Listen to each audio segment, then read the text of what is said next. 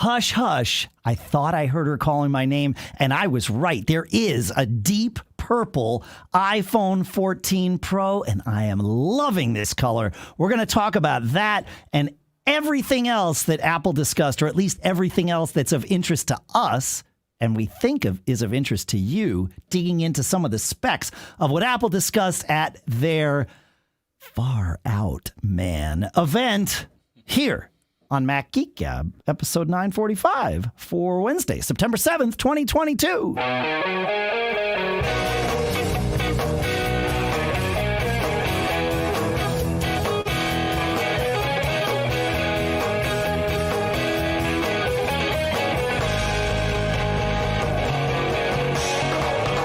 Greetings, folks, and indeed, welcome to Mac Geek Gab, the show where you normally send in your questions, your tips, and your cool stuff found to feedback at MacGeekGab.com, and we answer those for you, and we will be doing that on schedule again next week, like we do every week. Today, though, the three of us just finished watching, actually, many of us, not just the three of us recording this show, but many of us just finished watching Apple's Far Out event, and we're going to talk about what we saw and what jumped out at us, not just the deep purple color, but pretty much everything else that jumped out at us.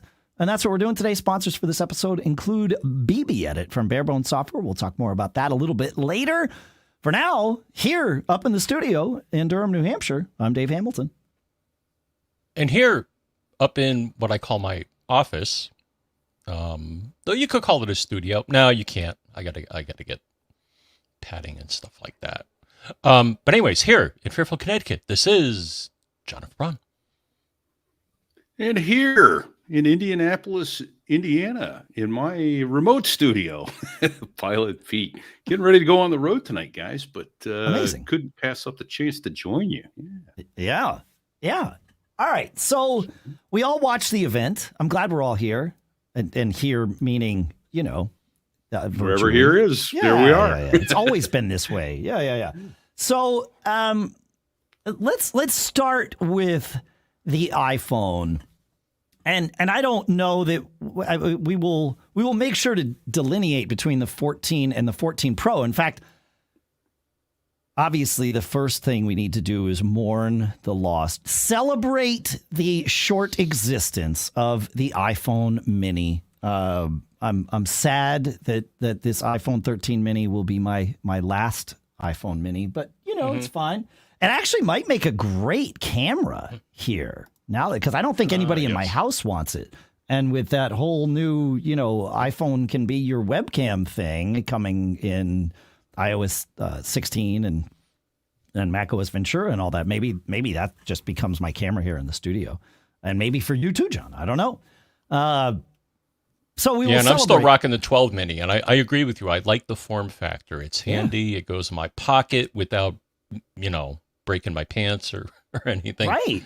Yeah. So I really like that form factor, but they decided not to go with it. So, yeah, I think it was you, me, and like two other people liked it, John. I think that was it. So, but that's fine. So we're moving on. But what did happen is the hole in the lineup left by the departure of the Mini is now filled by what they're calling the plus size of the iPhone 14, not to be confused with the iPhone 14 Pro Max, right? So, which gets very confusing and all of that good stuff. But yeah, we've got a 6.1 and a 6.7 inch version of both the non-Pro and the Pro iPhone 14, and that's cool. So, here we are. It's how it is.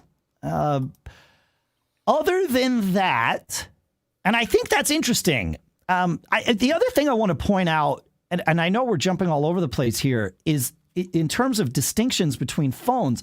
If we look at the Pro line of iPhones, there is, as we said, the 14 Pro at 6.1 inches, the 14 Pro Max at 6.7. What's interesting is that it turns out, guys, that size does matter, because size is the only thing differentiating the two 14 Pro models. No longer is the camera different from one to the other, as has been the case with, I believe, every Pro Max iPhone in the past. It's always had a better camera, if memory's not mistaking me. No, you're But right. now, even on the tech spec screen, like I watched the thing and it was my first note, or one of them was like, wait, what happened here?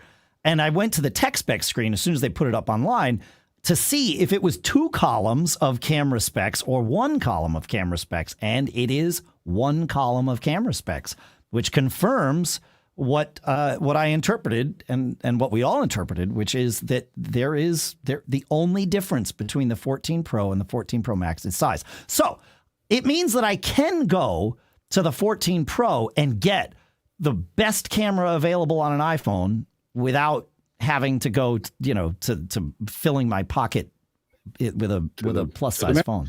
To the max. Yeah. To the max. There you go. Right. Yeah, exactly. Yeah. So. I mean, the stuff that they mentioned is always expected. So, the pixels are better, the aperture's better, the low light performance is better. Here's one thing that jumped out at me, though, which did not happen with the prior phones. Autofocus on the front camera. Yes. Now, if you guys remember, autofocus was a thing that made me hate using my iPhone camera until I think the 8, finally, anti-jitter they had. I'm sorry. Yeah. But still, so that's not a huge deal, but it's, and then they introduced the photonics engine, which for those of you that don't know, no, it's not a photon torpedo. Photons are light, and whether it's a wave or a particle, we'll never know. But so basically, this thing gives you superior resolution and superior low light performance. Yeah, better than the last. So that's nice. Yeah, and that's mostly computational photography, right? I think is that photonic engine. There's ML and there's all sorts of smarts. I believe they said 16 trillion calculations per shot. I'm like, how do they count those? Yeah, how do they know? Yeah. Well, they because maybe the because computer there's a counts lot it for them. Yeah, well, because there's a team of programmers that write this stuff, and ML is a huge part of it. Like it's interesting. I was having dinner with a friend not that long ago who pointed out that Apple is more of a camera company than a phone company, and that's kind of it's not untrue. And it's also not untrue that this person may or may not be an Apple employee. So it may actually know what he's talking about. It may or may not. That's correct. I don't know. It's weird though, because one would think that in order to take superior photographs, you need a DSLR, like a Canon or Sony or whoever.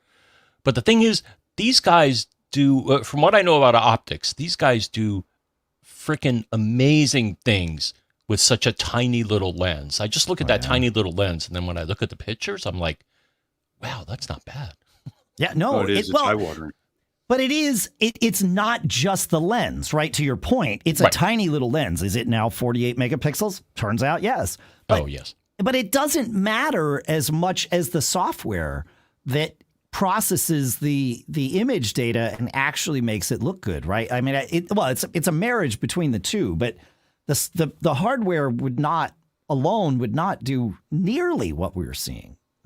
So it's interesting. We have a comment from James in the live.macgeekgab.com chat here. How do we get machine learning, the term machine learning, to stop sounding so buzzwordy?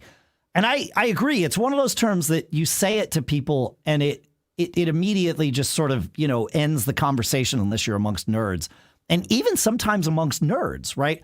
So the best way I can, the fastest way I can explain machine learning is pattern matching, right? That's what's happening here is you are teaching the computer to match patterns and then learn from those patterns when you present it with a very, very large set of data, and it can do some interesting things. And a lot of what we're seeing with the computational photography has got to be based on machine learning. I can't imagine it's anything else, because they can just throw all these things at it and say, okay, here's the picture we took. Here's what it actually looked like. Can you go find the differences, and computers are really good at finding the differences and doing those things. Would you explain it a different way, John? To me, I would kind of weave machine learning in with AI or artificial intelligence. Okay, but distill both of those. Now you have now your job is to take both of those things, machine learning and artificial intelligence, and make them sound less buzzwordy, right? So how would you describe AI or machine learning to someone that doesn't want to know either of those terms? Typically, from what I understand of people that have worked in this area, they basically feed a computer algorithm all of these, in this case, pictures. Sure. And they're like, okay, let me feed it the raw data, and then let me see what happens. And, oh, that looks terrible. Let's, maybe crank up the focus, crank up the exposure, crank down the shutter speed, do this or that. So as far as I know, they created a model that will take existing photos and then figure out how to make them look better. Yeah, but I think pattern matching is probably the right, an analysis that involves pattern matching is exactly what it's doing. Again, we're oversimplifying, but that was the question. It's like, how do you oversimplify I think this? that's it, though, Dave. You're right. It's a pattern matching and some outside the box thinking. Like they talk about the quad pixel, where it groups the 4 pixels together to get better light capturing, and then got an improvement in the low light over the 13. Are you kidding me? You could take a picture in a black room with a 13. Oh yeah, how is it going to be on that? How much better do we need? Right? I mean, this is just shy of monochrome. It's like color NVGs almost. Yeah. The low light on these things is spectacular. Yeah, and they're saying even the telephoto lens is 2 times better for low light, which is just everything's 2 times better. The ultra wide's up to 3 times better. So, yeah, I found that part of things interesting. I am as a member of the band Bitter Pill, quite popular, I'll point out, and I'm very happy for that. I was also very happy to see Apple trade in the notch for the notch that everybody hated for their own version of a Bitter Pill that everybody will also hate, taking up space on their phone. I'm not sure why we had to get rid of the notch and go with a Bitter Pill. Like, you're still carving out space. I'm not convinced yet that sliver of screen that they put above the notch to form the Bitter Pill, aka Dynamic Island, if you're Tim Cook, but I'm going to call it a Bitter Pill here because branding. I'm not sure of the value of that. However, Apple says it is an entirely new iPhone experience because we've gone from a notch to the Bitter Pill. But that whole Dynamic Island is a space that will have like interactive alerts and status that will dynamically change depending on what your phone is doing. So I'm curious about that. I don't know. What were your thoughts? I mean, this is an episode full of hot takes because the event ended less than an hour ago. Yeah. From what I understand, Dave, to me, the notch was a UI nightmare for developers. And the Bitter Pill's not going to be? It looked smoother. I'll have to see. I'm not sure yet if I'm going to get a 14. I think I may because I'm on a 12 mini right now. So, It's getting to end of life, kind of. Yep. I mean, it still has battery. I'm still happy with the battery life. It lasts a day, which for a phone of this size is pretty amazing. But, I just never liked the concept of trying to squeak out some extra pixels and putting a sensor at the top there. It's just... I think it does what the phone already does anyway. Like if you're on your text app and you get an alert from Uber or Lyft as they used in the show as an example, you're going to get the notification anyway. Like, hey, your ride's arriving now. Or it's more than that, though, Pete. It is. I get that. It's that Dynamic Island, but I'm like, it's capable of this already. It's a Bitter Pill, Pete. Yep. Right. Yep. Exactly. Yep. So I'm not enthralled with that portion of it. Yeah. No, I'm not. I am eager. So I will almost certainly get up on Friday or whatever time I have to do this. Do I stay up late Thursday night? Again, the thing ended less than an hour ago. We're not entirely sure of times right here. Maybe somebody in the chat knows and will tell us. But whatever time, I either stay up late Thursday night or, get up early Friday morning and order a 14 Pro in deep purple, obviously. And I'm eager to see the always-on display. That part, that was a huge selling point for me.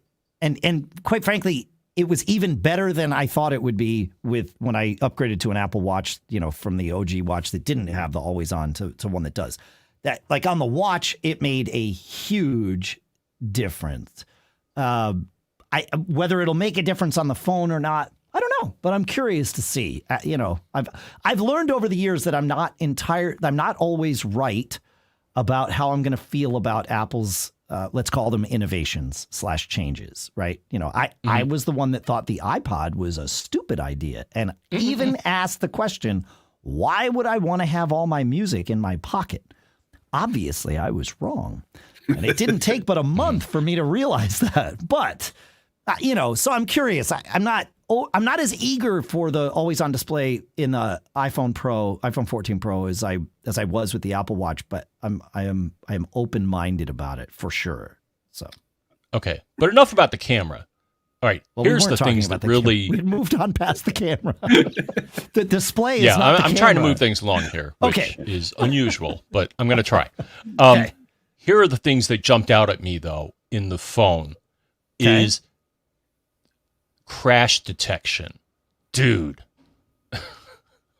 Yeah.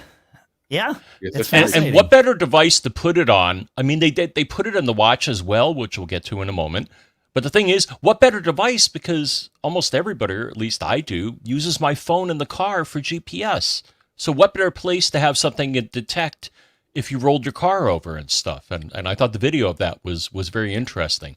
So that aspect of adding that to the phone and or the OS is neat. I think the sensors were already there.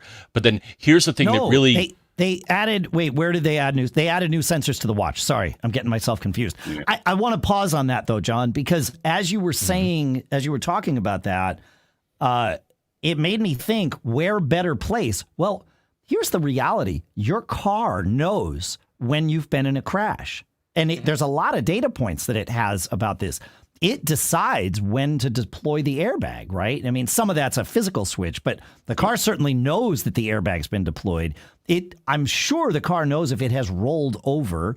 Like there are sensors. Your car has more sensors than any phone or watch combined, right? So I'm wondering if CarPlay 2 will have some way of the car informing the phone, hey, here are my heuristics that let me decide I just was in a crash. Put those in your pipe and smoke them, right? Figure out, right? Like factor that into whether or not you're going to make this emergency phone call, because the car should absolutely be involved in that conversation, at the very least to provide data to the phone so that it can, factor all of that in. Absolutely. And here's why. Because let's say your phone's sitting on the passenger seat and you hit the brakes suddenly and that phone goes flying forward and tumbles and hits, and it's been in an accident. You haven't.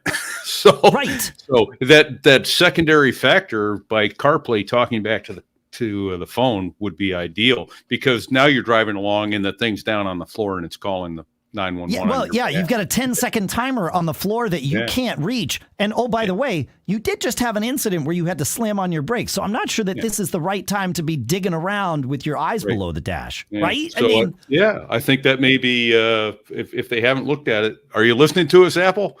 Get CarPlay to talk back to the phone. I guarantee you they talked about it. They know about this, right? Sure. Yeah, I mean, but like that's to me, that's an important thing. So, you're right. So that was cool. And then the other cool thing, which was rumored to actually be in prior iPhones, but they didn't activate. Remember the Bluetooth days when they had Bluetooth in the device, but they didn't turn it on? Anyways, to get to it, emergency services via satellite. Yep. So the phone can now talk to satellites. Now you're not going to do voice calls on this. I think it's only for, little messages like, oops, something terrible may have happened. Right. But to be able to talk, I'm going to guess they're low orbit. What is the name of those? So John, you stole my thunder though. Yeah. Cause, I've carried, when I bought my boat years and years and years ago and have since sold it, but I went out on the advice of a friend who was in the Coast Guard, bought myself a PLB, a personal locator beacon, because he said that turns our search and rescue mission into a rescue mission. We know where you are.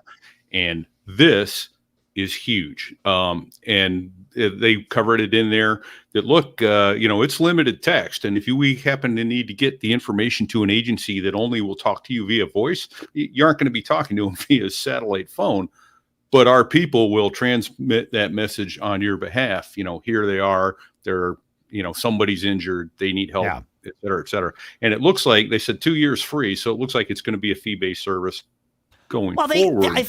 I think they're reserving the right to make it a fee-based service, right? Yeah. Like they get to decide. And the nice part is by putting 2 years free out there, they don't, I guarantee you, Apple doesn't even know what the price will be, right? Like they don't need to.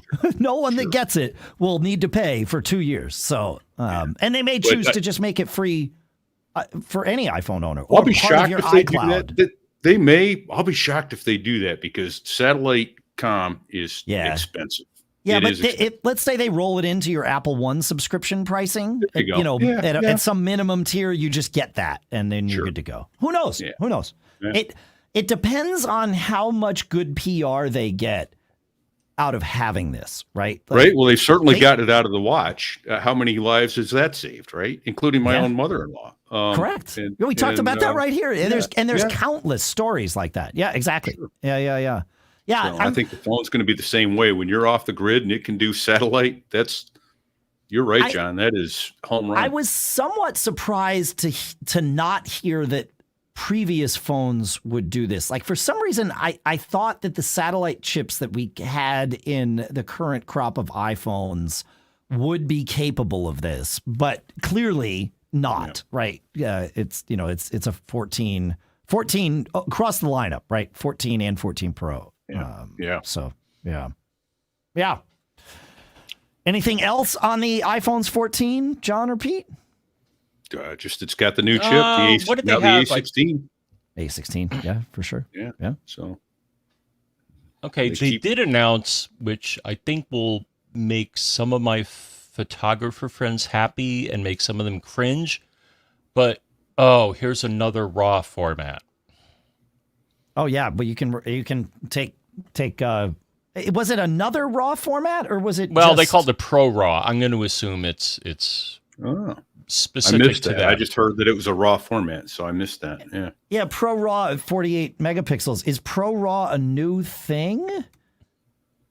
I don't think so. I mean, RAW isn't a new thing. So RAW is a way to write out like as much data as possible. Pro RAW is not new. Pro RAW is at least 2 years old, if not more. Yeah. No, I saw the page you brought up there. Okay, they mentioned it, and I had never heard of it, so they just highlighted it. Okay. Yeah, and you can do Pro RAW at 48 megapixels now. So yeah.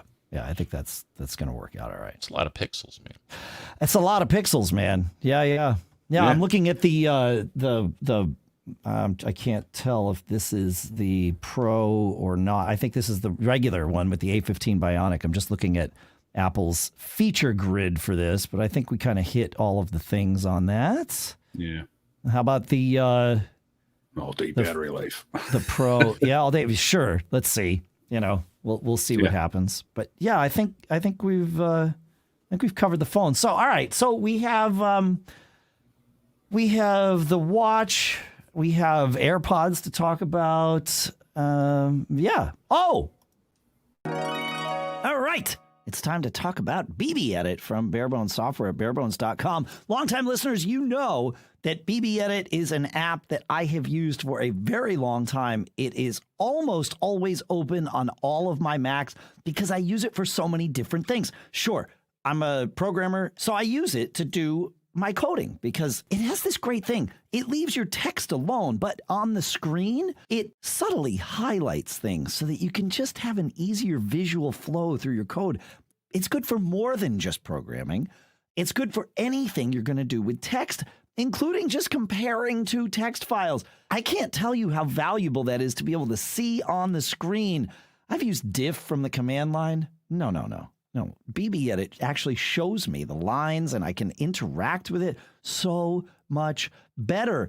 They go further than that, though. They've got this note system in there now because they know you're using it for text, so they just embraced this. You just start creating a note, and instead of having an untitled text document, it names it automatically with the beginning text of your notes. They've got a generous eval model, 30 days of full function to try out the app, and a fresh eval period for all customers with older pre-14 versions who were running in free mode. You got to go to barebones.com/store for all of that, or just barebones.com is a great place to start. And our thanks to Barebones and BBEdit for sponsoring this episode. All right, let's talk about the AirPods Gen 2 for a second here. I found this very interesting. We talked actually just on the last episode that came out Monday about how much we like the AirPods Pro. And so they've added some things here, right? They've put the H2 chip in. A bigger difference to me, though, was that they added a dynamic driver. Like, I don't think the first gen AirPods Pro have a driver in there. I thought it was just a balanced armature, maybe two balanced armatures. But this actually has a speaker in there that can move air. That makes a huge difference for the low end, and really kind of creating that actual bass sound as opposed to approximating it. So there's no replacement for displacement. I think you told me once, Dave. I like that term. That's true. Yes, that's right. I think people mostly say that about car engines, right? But it does make a difference with speakers too. Yeah. So that jumped out at me. I could be wrong though. Maybe the current AirPods Pro have.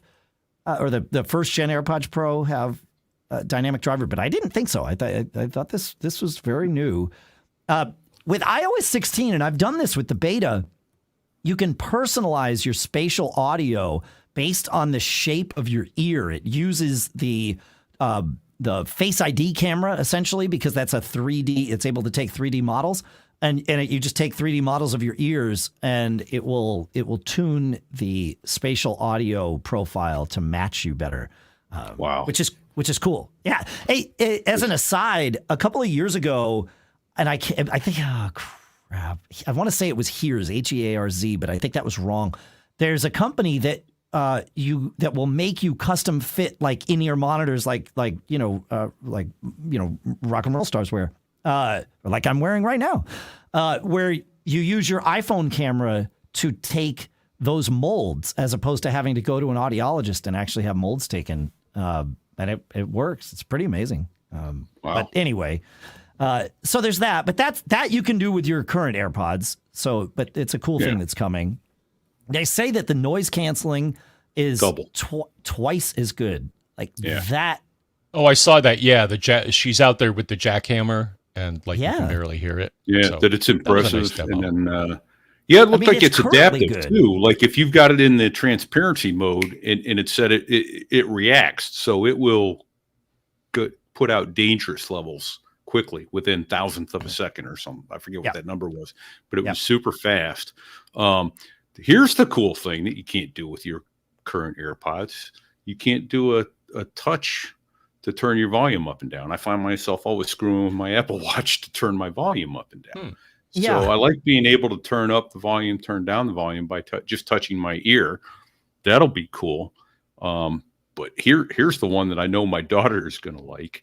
Essentially the AirTag functionality of the case. Yes. Find my case. Yes, they got the case and the speaker in the case. And oh, by the way, if you're using your Qi charger for your phone, you can use your Apple Watch charger to charge your case. So, why is this the first time we've seen anything else function with the Apple Watch charger? I mean, well, as I'm asking that question, I think I have one answer. It is a low power charger. So if they had built the Apple Watch puck receptacle on the phone, it would take far too long to charge. But AirPods, also a low power device, just like your Apple Watch. So maybe that's why. Still, I would just like my Apple Watch to charge on a regular Qi charger, but no. my kingdom for an Apple Watch that charges on a Qi charger. Yes. Right? Yeah. Like, Are you listening, Apple? why is this a thing? Like, it's cool. Yeah. I will say that though the puck and the magnet, like, That is nice. The MagSafe. The pre-MagSafe puck. It is nice because it creates options for charging your phone or charging your watch on your bedside table or whatever. But yeah. I'm Yeah, still 6 spoiled hours with of the new listening charger. time. Yeah. I'm into that on the AirPod. We're staying Up to with the 30 AirPods hours, Pro. up to 30 hours on the whole thing with the case, recharging those over and over again. And the lanyard for the there's a lanyard for the case now, which I would imagine will be a good thing, So yeah, can order as soon as Thursday and available on, was it the 23rd? I saw 23 September. I think you can order order away. Thursday.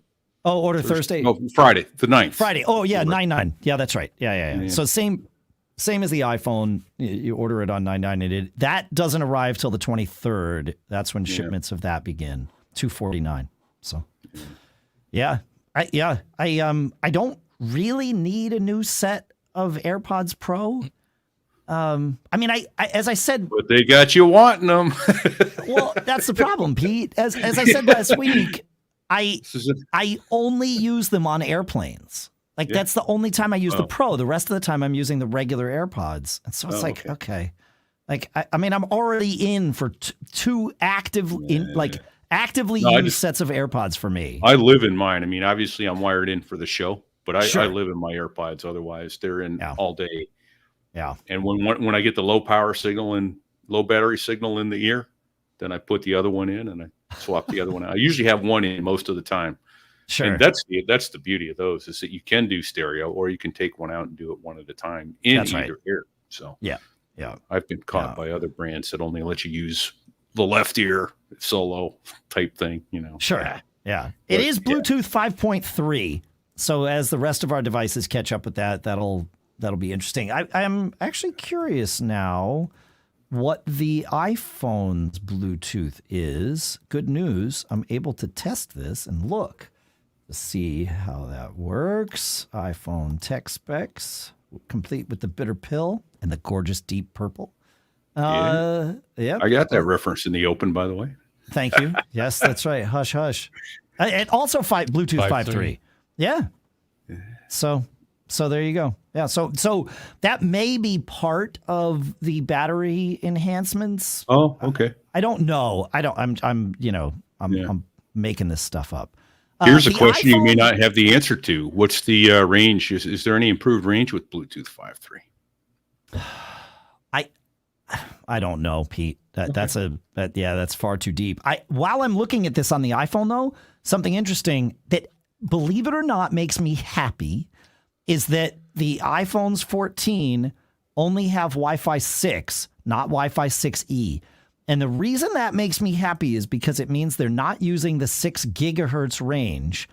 And that means the 6 gigahertz range remains open for backhaul in the mesh. And you don't have client devices cluttering it up. And I really think that's a good thing. It'll change. Eventually, there'll be too many client devices in the 6 gigahertz range, and the backhaul gloriousness that we have now will go away. But for at least another year, no iPhones will be competing in that range. So I like that. Yeah. I don't know. Yeah. Time to move on to the watch, guys? Absolutely. Okay. Sure. All right. Let's see. Where are we here with the watch? Buy me one. Anyone in the room that wants to get Pilot Pete a gift, buy me one. Okay, so Pete, let's just dive in to the deep end here. Which model might you want, Pete? Oh, there's so many to choose from. Which of these? Are you kidding me? That Ultra.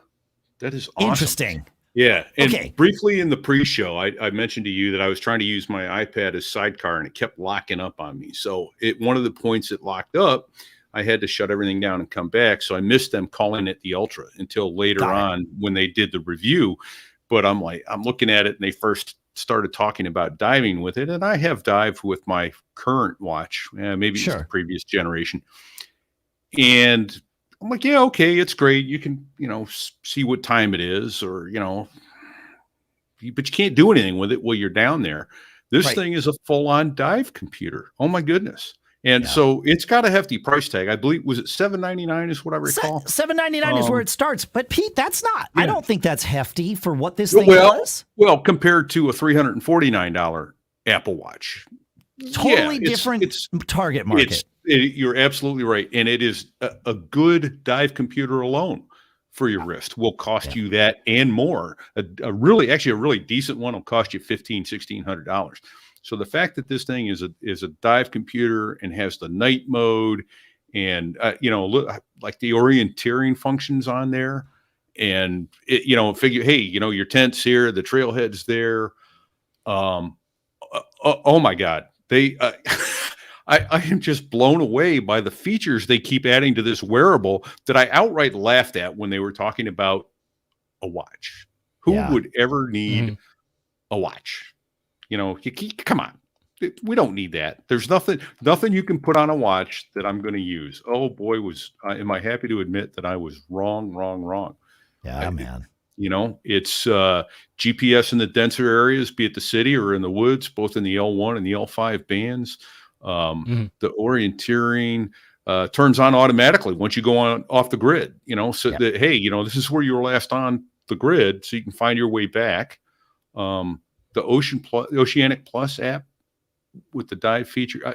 I've already texted my wife and said, okay, Christmas gift time. Yeah. And what jumped out at me go ahead. was they're talking about the temperature sensor, especially how for the ladies. Well, so this isn't the Ultra. No, like that's in. I don't believe that's an Ultra feature. That's it. No. Yeah, that's a Series 8 feature. Correct. But so let me before we jump there, and we can jump there. Pete, is there more?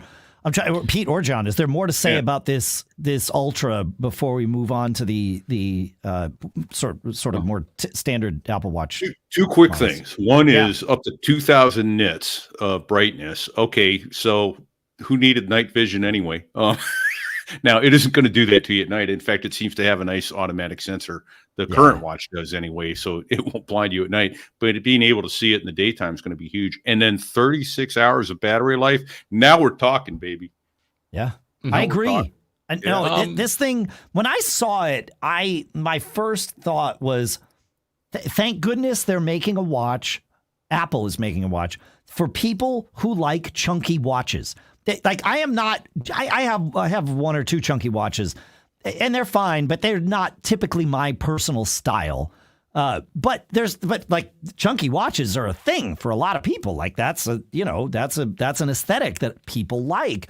And then it was like, well, but yeah, now look what this chunky watch does. So I'm curious to see. Like for you, Pete, you are not a chunky. I don't know you as someone who likes to wear chunky watches. So my kid, dude, I'm a pilot. Never shoot your watch. Right.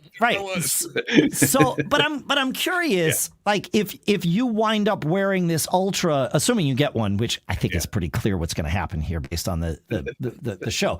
But is it something that you will wear as your daily driver? Or will it be a special use case kind of thing? And I'm honestly curious to see how many people that have them use them as their daily drivers versus, I'm going to go do a thing now, and so I'm going to put on my special watch.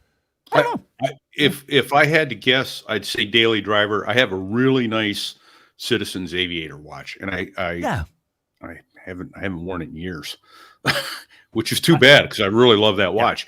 But I think that would be my daily driver. The fact that I fly a small light civil, good to have it there. All the crash detection and stuff that goes into that. All the with having the phone and the off the grid and the satellite and everything, all that integrates is just that's a beautiful thing. And I know I've kind of mixed some apples and oranges and some. That's fine. Grapefruit. Well, so John, let's jump to the the Well, I want to jump non-Ultra. back for a moment here. All right. All right. So, what makes the Ultra? From what I saw from the video, they're definitely positioning this for rugged mountain climbing guy. Yeah, it's the Casio G-Shock version of the Apple Watch. Yeah, I mean, some of the things that help distinguish it. So titanium, okay, that's classy. I think this differentiates it. A second speaker and 3 microphones, so the audio is better on this than the others. I think night mode. I don't know if that's unique to this, but it was kind of cool. Yeah. I think, John, I think to your point. So first of all, Pete said something that was brilliant that got lost. It is the Casio G-Shock version of the Apple Watch. I think there's a lot of truth in that. And your point about people who are, the mountaineers, the divers, all of those people are absolutely the target market for this. But I think the target market is bigger. And then this is why I like Pete's comment about the G-Shock, because I think this watch is aspirational for a lot of people. I think there are folks that don't do a whole, they might go hike in the woods like I hike in the woods on trails, and for, less than a dozen miles at a clip, right? But if just like the Apple Watch itself is aspirational for a lot of people who want to track their health and all of that, like you don't need an Apple Watch to eat healthier. Right? I mean, there's nothing inherent in the Apple Watch that makes you eat healthier, but you make the investment in the Apple Watch, it becomes this aspirational thing, and it winds up being the catalyst to you changing your mind about the way you eat. And I can totally see the Apple Watch Ultra being this thing where it's like, okay, I want to wear, an explorer's watch, a rugged watch. And then you wind up doing more of these rugged things because you've sort of opened your mind to those. So I really think that there's an aspirational component that will be a large factor in the sales of this thing. And I think it's good. I don't say that judgmentally other than with good judgment. I think it's great. I actually have one other comment now that I think about it too. And I didn't write it down, but what did they call it? The activity button or something like that? Oh, yeah. So it's got an extra button on it. Yeah. Which makes it more granular. Right now, if you're going to do a workout with your watch, you say, okay, outdoor run, and you hit it and it gives you a 3 count and you start. This one looks like you can start it on your own cue. Yeah. So, and you can set waypoints with it. Like you can custom, they call it the action button. This is a thing that's interesting to me because this is very non-Apple. Right? Putting in something like, let's call this a soft switch, right? Where it's like, it'll do whatever you tell it to do.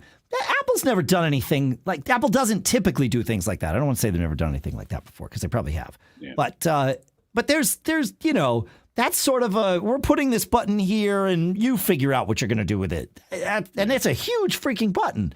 So I like the idea, but that's a departure from Apple. I bet there were a lot of debates internally about that.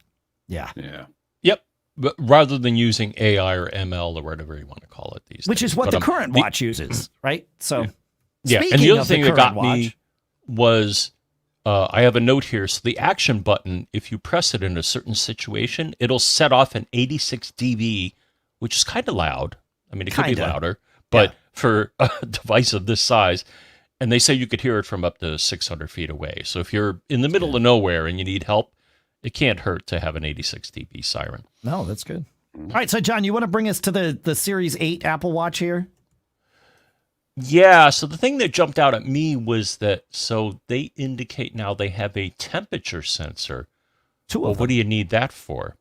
And the thing that they're adapting it to, which I just found amazing, is for the ladies, is it can detect if you're ovulating, which, okay. I mean, there are other ways to find that out, I guess, but they've definitely upped their health thing. I remember in the first days of health, more than one person has relayed to both me and you, Dave, that Apple's not really taking female requirements into consideration, and they've really upped their game on this. Yeah. So here's the thing about that, because it just so happened I chose to watch the event at over at the house on the 65-inch OLED screen, because why not? And Lisa came in the room at the beginning of it as they were talking about the watch, which I'll point out, they talked about the Apple Watch for 40 minutes of this event. That's a lot of time to dedicate to that product line. But obviously the first thing they talked about was women's health, and specifically it's 2 temperature sensors. They put one on the surface of the skin from the watch, and then one just under the display so that it can account for deltas in ambient temperature that would also affect skin temperature, which is really smart. But Lisa was there, and when we were, I don't think I'm sharing anything I'm not supposed to share, but when we were attempting to have, yeah, exactly. Yeah. When we were attempting to conceive our first child, Lisa. What's that banging on your studio door, Dave? That's right. Shut up, you. Let me say, is there other texts coming in from my wife?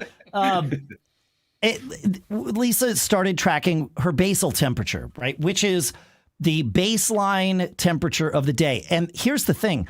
It changes ever so slightly when a woman is ovulating. And so what you have to do is you have to measure your temperature before you do anything, including before you get out of bed, because the simple action of getting up and moving is going to increase your body temperature potentially and throw off measurements. And you're looking for this very slight elevation in basal temperature. If I remember correctly, it's been 23 years, right? So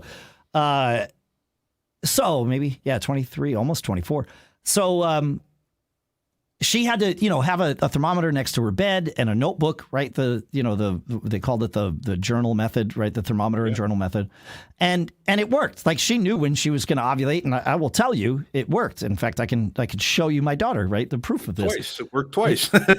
Well, I don't know that she tracked her basal temperature on when we were trying to conceive Lucas. Both kids were intentional, but I don't think we were doing it then. Anyway, what Apple said was that it would not tell you when you were ovulating. It would tell you when you had ovulated. That was the thing, is like a notification would come up that says, we believe you ovulated on September 2nd or something like that. And it's like, well, we were both watching it. Like, what good would that have served? I mean, it would have confirmed what the thermometer and journaling method would have told us, but days later than it actually mattered, right? So I'm not sure of the use case of this, and I'm not sure why they spent so much time talking about it when the end result was this thing that was just historical, not informative in the moment. So I think I could be wrong. The impression I got was, obviously it's far more granular. If you forget to take your temperature one morning, or even, it's doing it every 5 seconds all the time. And I think, you say, okay, you ovulated, 2 days ago. Well, you're still close. I mean, you can still conceive then. So that's true. It's within a few days on either that's side. Fair. So, yeah. So, that's it's quite as bad as the bump signs on the highway. You just hit a bump, Right. Yeah, exactly. A little forewarning would have been good, but But I think that's what I got out of it anyway. I could be wrong. I am not a doctor, though. I'm willing to play one with my wife. No, it turns out I'm a doctor now. That's right. We are doctors. I forgot about that. Yeah. Yeah. So I think I just violated HIPAA. I'm not sure. So you did. But yeah, I mean, I like that they're doing this.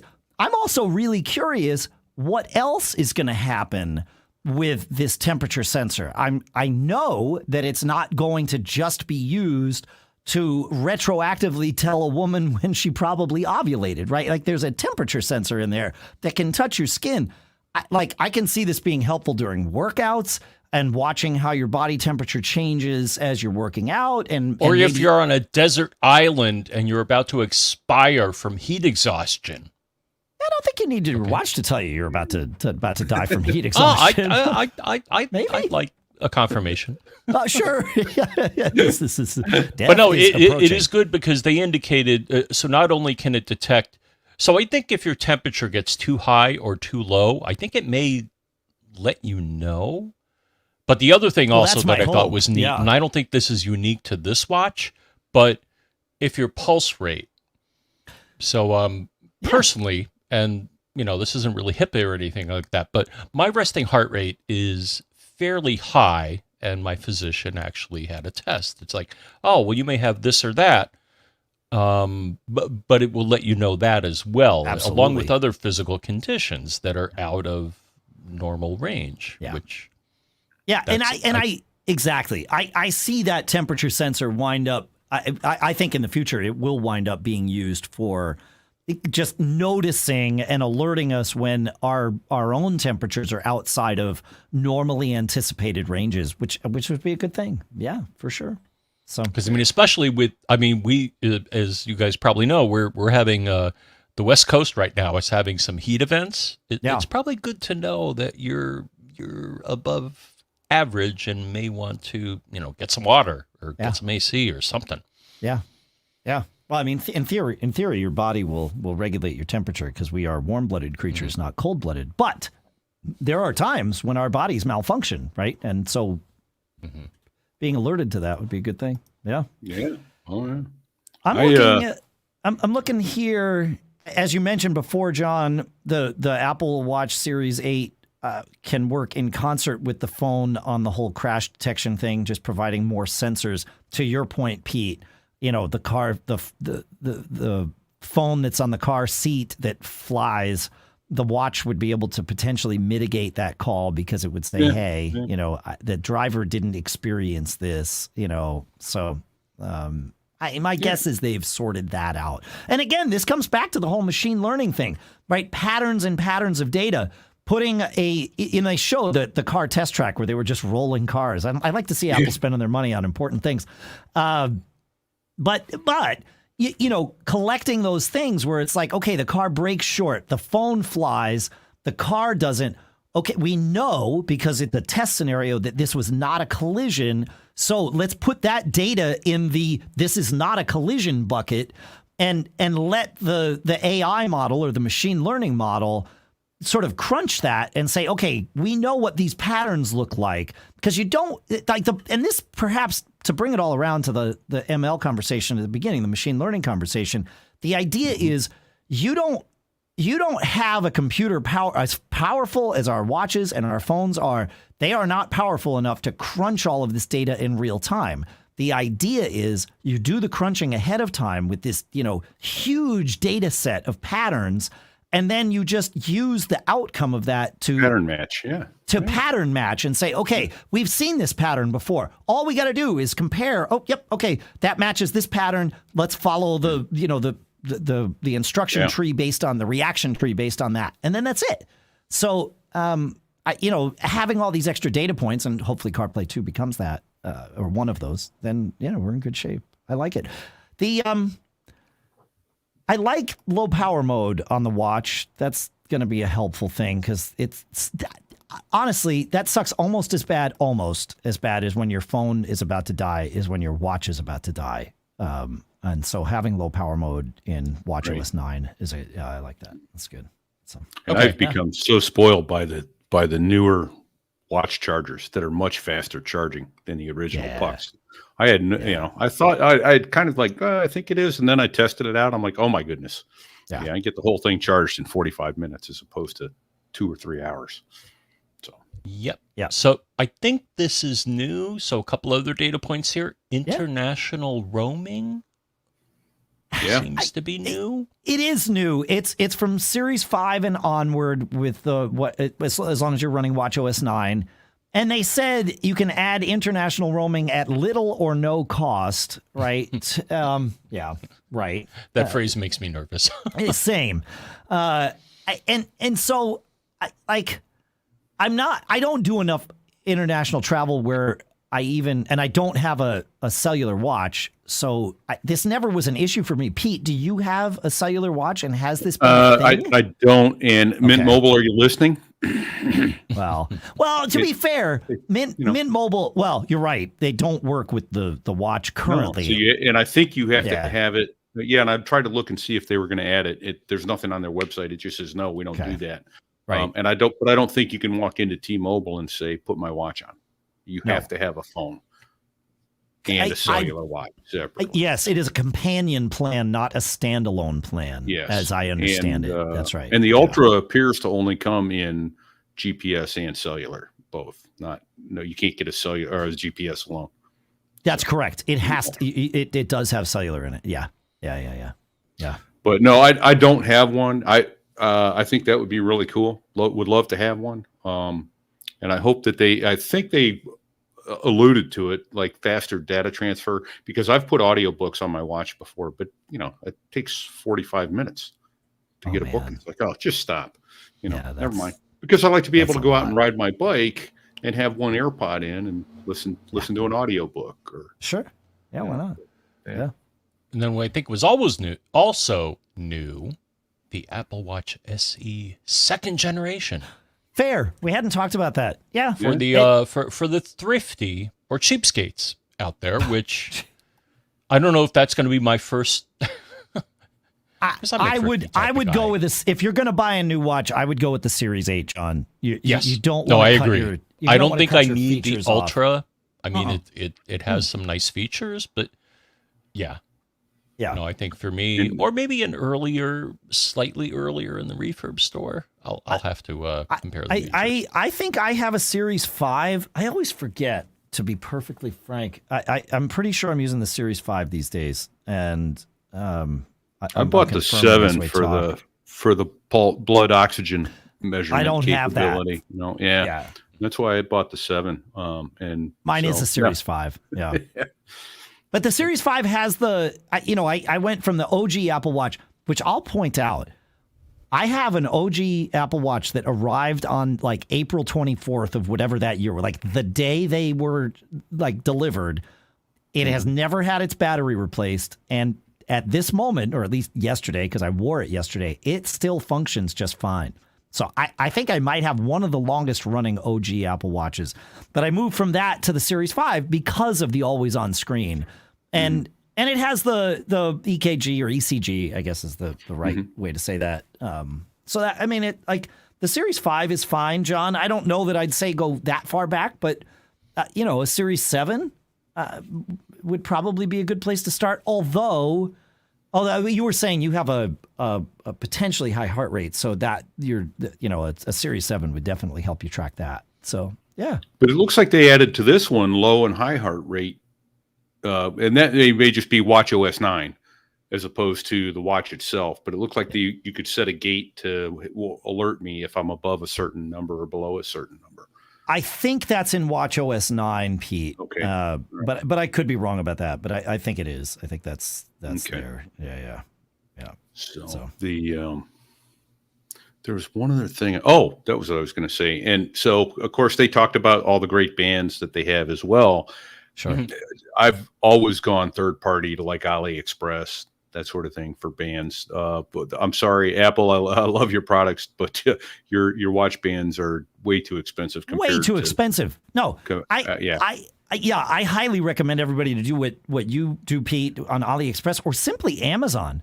You can find knockoffs of Apple's bands, including like they have those. I can't remember the name of it, but the bands that are sized right. They don't have a clasp or a buckle. They just stretch, and you put them on your wrist, and you got to buy the size between 3 and 9 or whatever it is.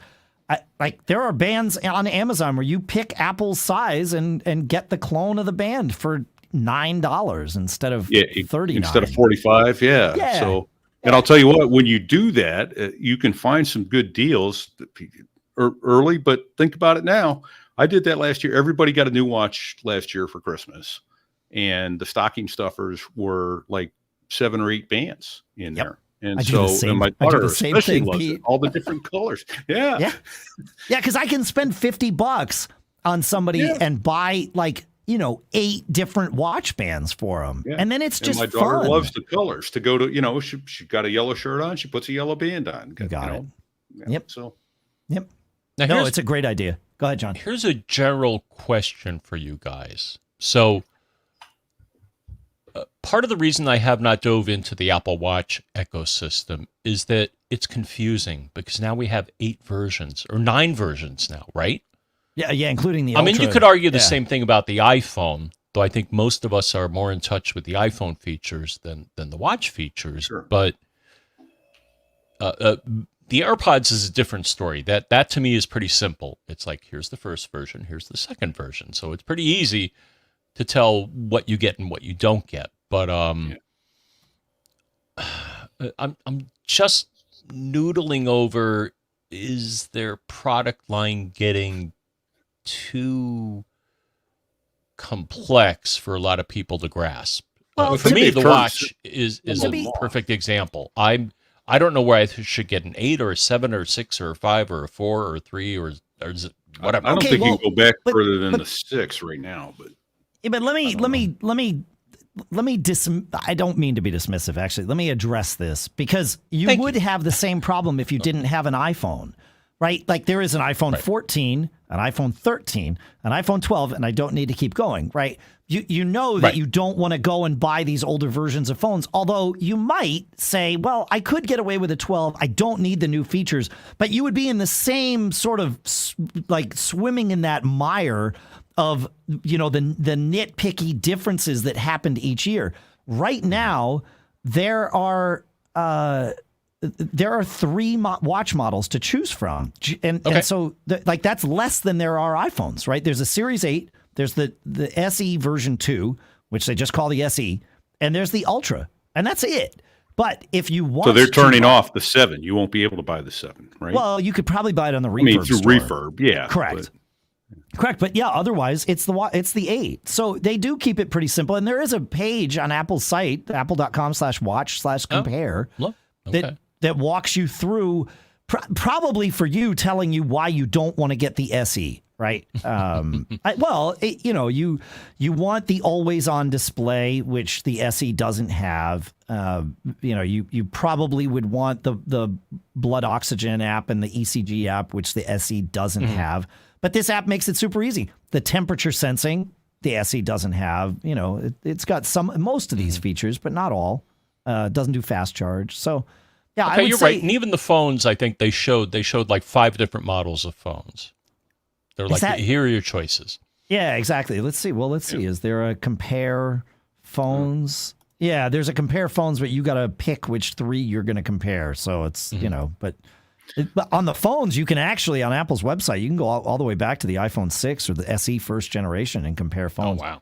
Can't do that with the watches. I didn't see that. So, yeah. So what's funny is, and I'll give my age away here, but I remember in the 70s when those digital watches first came out, the little red LED, and you had to push the button. Pulsar. Yeah. You had to push the button to get it to come on, and then it would go off, right? And so you talk about the always-on display. Yeah. The always-on display. And I'm like, okay, it has that. So I got to watch with an always-on display. I can't tell you how often I leave it in the theater mode where it's off. Especially at night in the cockpit or when I go to bed, because I'll wear it at bed too. But it's funny. It's like it's off more often than not. So, and I have to remember, to turn it on. But man, there are some great features. And one of the best ones is the flashlight mode. When I get up in the middle of the night to use the head, I put it on the flashlight mode, and it gives you there you go on the video. One of the options is a red light, because red light won't destroy your night vision. And boy, that thing is bright. So you can wander through the house without tripping over a pair of slippers or a dog bone or a dog or and so there is, for those of you that know about the Hamilton Pulsar, my grandfather had one, and I got to wear it some, which is why I know so much about it, Pete. But Hamilton has said they are coming out with the Hamilton PSR, which is a remake of the Pulsar. Nice. It doesn't look like it's out yet, or I don't know. I can't tell you, but anyway, I'll put a link in the show notes. Yeah. Water's resistance to 100 meters. Wow. Looks just like the original. The original, yeah. So. Oh, that's funny. It does. It has LCD and OLED for the display. So that didn't happen in the 70s. Didn't have OLED in the 70s, as I recall. Yeah. Too funny. But it's funny though. I talked about it earlier. There's so many dang things that this watch will do that you just never even thought you would use for. Two-factor authentication to get into my work website. We need two-factor authentication. Okta Verify on the watch. Yeah. Ding ding. Did you just try to watch? Yeah, it's me. Yeah. My watch opens up, it unlocks my unlocks Mac your phone. for me. Yeah, unlocks my your phone. Unlocks your phone. And your phone will unlock your watch. It unlocks 1Password for me too, right? Yeah. So yeah. Apple Pay. That's Apple the Pay. beauty with Apple Pay. You don't even need to have your phone with you. You can use Apple Pay anywhere once your watch has the code in it. So. That's right. Yeah. Well, I wanted to make sure Apple were the only ones who talked about the watch for 40 minutes today. So I started there we go. bringing the band in. Yes, indeed. These shows are expensive, though. I got to tell you. Because there's not one product today that they put out that I didn't particularly want. But the Ultra Watch, the AirPods Pro, I wasn't and the new phone. Totally shocked that they didn't have any Mac hardware because it's typical for them to put that in another event. So we'll see. Yeah. Yeah. All right, and they're due, right? I mean, it's been 2 years now since the M1 came out. Oh, no, they did the M2 at the WWDC. Yeah. Never mind. That's right. I was gone. I'm back now. Yeah, it's fine. Hey, it happens. Like, there's a lot of products, to your point earlier, John. Like, there's just a lot of stuff to track. Yeah. Well, now we know we can all be highway stars and be safe, right? With our our iPhones and Apple Watches that are tracking things, and hopefully there's no smoke on the water. So sorry, I couldn't. I needed to put 2 more Deep Purple references in. So perfect. We're just perfect strangers to each other. You got to stop me. I got to go. Okay. Stop him before he puns again. That's right. All right. Thanks for hanging out with us, folks. This was fun. Feedback at MacGeekGab.com. We will be back next week with the show where we answer all your questions and share your tips and all that stuff. Thanks for hanging out with all of us, folks, in the chat room. I appreciate everything that you pulled together for us while we were recording this one. It's great. Thanks to our sponsor, of course, Barebones Software with BBEdit at barebones.com. And here we are. We're good to go. Fun stuff. Another Apple event behind us. Yep, break out the credit card, folks. Yeah, my card's going to melt on Friday. The question is, will I have ordered AirPods Pro Gen 2 in addition to an iPhone? You'll have to tune in next week and find out. John, any thoughts to share? Well, I guess if you're going to consider buying additional Apple products, be very careful with what form of payment you use. I'd say use your Apple Card because you don't want to get caught. Made up.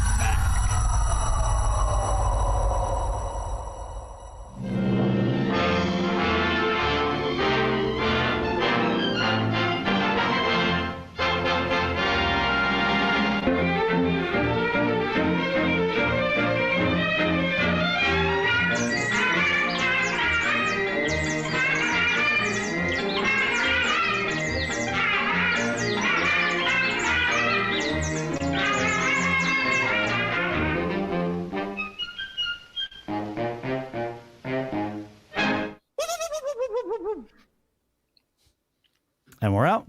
Yeah, wise guy, eh? Fun. That's good. Thanks for hanging out with us, everybody. That was great.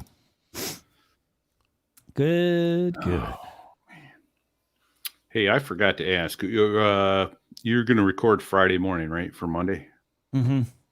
All right, let me double check. That's the plan. I think I fly Saturday night, but not Friday night. But I need to look at that real quick so I can tell you. Oh, that's right. The watch we can order now. Dang it. Yeah. Warren. Too late. They're out. Dang it.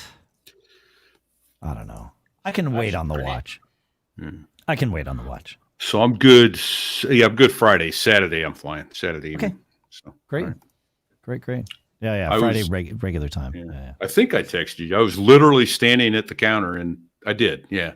I was standing at the counter at the bus station buying my ticket to go to the airport to fly to Paris on Monday night when crew scheduling called and goes, are you in Europe? No. Am I supposed to be? I think I've got another day. Yeah. No, don't go to Europe. We've canceled your flight back. So, okay. Yeah. So, all right. They sent me to Indy, and here I sit. So can you through your employer hitch a ride and get like a free flight? I can, but If they're going where you're going. Yes, but room. we also, for instance, my trip started in Paris, and they are required to buy me a ticket from Memphis to Paris because that's where I'm based. And so if I can get to Paris cheaper, then I can use that money for limousines, taxis, hotels, that sort of thing. And right, because your home base is Memphis, not New Hampshire. Right. You choose to live in New Hampshire. Right. But so if it costs me more, it comes out of my pocket. If it costs me less, then I've got a month to use the difference, or lose half of it. And every month you lose half. Okay. So it bleeds down. And for a while now, I expect it to change very soon. Ever since COVID started, they got rid of, they call it a durable travel bank, meaning you don't lose half every month. There are guys with $70,000, $80,000, $90,000 travel banks. Because they do a lot of international flying, and if you have a $14,000 ticket from Dubai to Memphis and you use it to go from Dubai to Boston and you save $7,000 or $8,000, then, so be it. But yeah, to answer your other, you can only spend that money on work stuff, but you could theoretically increase the convenience level or the service class using that money. And you must travel within 3 days of any trip. For instance, I could, like if let's say I could, I don't. I just want to stop you. We are streaming live to people. Okay, just want to make sure. Okay, great. Thanks. Yep. Yeah, I appreciate the reminder. But I could go down to Boston, hop on Delta, and jump seat on Delta to Paris on the very flight I was going to buy a ticket on. Now, they discourage you doing that because it's revenue to the companies. There's in-line agreements. But I could do that, or I could try and ride on my wife's passes, those sorts of things. If I save that money, and then the following week I had to go to Memphis, I could then buy a ticket on American and have them fly me to Memphis because it's within 3 days of a trip to start my trip in Memphis. So, but then there's tax consequences. Professional courtesy in this respect. There is, and it depends. See, because there's two terms that you hear, and people try to use them interchangeably, but they're different. Deadheading means that you are traveling on company business. You're not operating the trip, but you are being paid to move from one position to another, as if you were operating the airplane. Your person, your body. Right. Okay. Yes. Yeah. Okay. And then there's jump seating, and jump seating can be you can jump seat in lieu of deadhead to save the ticket money. Again, they discourage you doing that. Sure. But jump seating is personal. You're never deadheading when you're on personal travel, but you can ride. We have an interline agreement where all the major passenger carriers and us and UPS, we all give each other pilots rides.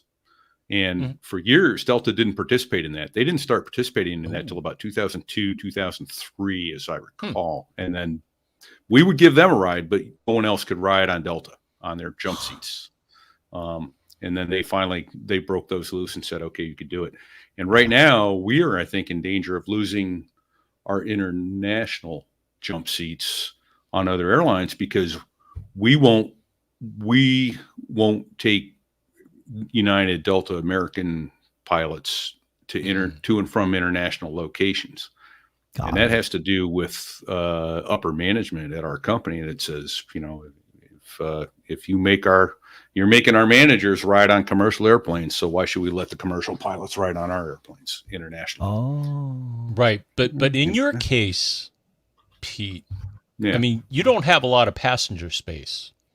No, I can carry up to 4 people behind my right, and that the rest of the plane is for your work. Is all boxes, yeah. Unless you want to be in the cargo, right? Right. But I don't think most people want to ride there. We actually have a setup. We're part of the CRAFT program, which is the Civilian Reserve Air Fleet. FedEx hauled more people to and from the first Gulf War than any other airline. It was actually part of the Flying Tigers at the time. But yeah, we have seat pallets where we, instead of a pallet or a big can of cargo, and they're in the cargo bay, and they've got seats, and they put them in the cargo bay. Yeah. And so then we can fly passengers. Pressurize it because normally everything's pressurized. We are just like a regular airplane, except there's no seats and overhead bins. As far as the pressure, that pressure tube is the same on all our airplanes. Okay. Do you even Because have- normally the cargo have- space is not heated or pressurized, right? Oh yeah, it is. It's all Yeah. heated and pressurized. Oh, it is. Really? Yeah. Oh, sure. Yeah. Oh, yeah. Yeah. That's where pets, like larger pets, travel Yeah. there. Yeah. Right, and, right, your, right, right. and your luggage needs to be, if your luggage wasn't pressurized, like all your Bottles of deodorants and, yeah, it would be yeah, that's Okay. right. Forget about just shampoos would be a disaster. Everywhere. So But in the- theory, if I can get in the cargo bay, if I can sneak into the cargo bay, I could get a ride. you'd be fine. You'd be fine. You don't want to Yeah, but sneak into here's the thing, into right? the You landing said- gear area. Yeah, you remember said this, that right? boxes over 150 pounds are shrink wrapped It's shrink to wrapped. Yep. discourage people from flying people. Yep. You're gonna wake up dead. Yeah, exactly. Yeah. Well, unless you bring your own oxygen tank with you, I suppose. I suppose. Yeah. I mean, I don't. At some point, like I've looked at what it costs to ship something that weighs 200 pounds. I think it's cheaper to fly my self coach. Yeah. Anymore, right? And now, yeah. I think I told you guys I bought something on Amazon and I didn't get it through Amazon Marketplace. It was from a place in the UK to ship a 1 pound package using USPS to That's UK. That's $27. Not USPS. That's not USPS. USPS only ships within continental United States, or the United States. You get APO boxes. They're the and things agent. Like that. They're the agent on this. They're end, the but, yeah. agent, but Well, they're but there's the a agent, huge yes, but the thing is, surcharge to use They another charge carrier. me. Yeah. The thing is, for a 1 pound package to return it, I mean, I still got money back, but not a lot. But it was $27. If I had used the other guys, it would have been $100. Yeah. Yeah. Right. Which to me is Right. ridiculous for a 1 pound package international. But that's These the way it days, is. international, it costs a fortune, man. Yeah. Yeah, how fast do you want it? How That's right. reliably do you want it fast? And what price do you want? Pick at least one of those that's important to you. Yeah. The thing is, it made it, and actually for the $27, I got a tracking number, and I actually got confirmation that it made it, Oh, there you go. and That's I good. got my That's good. refund, and everybody was happy. Well, That's I good. wasn't totally happy. Right. Yeah. I remember 20 years ago, the Postal Service was, advertising about how much better they were than FedEx and UPS and DHL and all that stuff. And I used to take pictures of all the postal. We were hauling it. Oh, the thing is, you guys you're all in bed with each other. I Yeah. know this. I mean, there's We were smart hauling the mail. posts. Yeah. There's smart posts. There's all these, last mile services where it's like, okay, FedEx or UPS will carry it most of the way, but then you hand it off to USPS to do the rest because you don't do that, or you don't want to do that. And it's Yeah. like, I get it. Or Exactly. hybrid services, I guess we call it, but it's There you It's go. the way things Oh, and then in Discord, there's a couple comments. The wheel well stowaway. Yeah, you just Oh yeah. more often than not, you're going to get crushed. Yeah, you got to know what you're doing in there. Yeah. Yeah. Yeah. There's the guy sitting up there in that one picture he posted, but yeah, it's a good way to get crushed. And unless it's a short flight, you're going to die hypoxic, and but you're going to be a popsicle when you land. That is not heated and pressurized. No. Oh, So, right. Oh yeah. yeah. oh, the outside. Oh yeah, Yeah, I wouldn't think wheel so. well. The wheel wells aren't heated and pressurized, but the like the belly compartments are. But we have different granular controls over it depending on the airplane.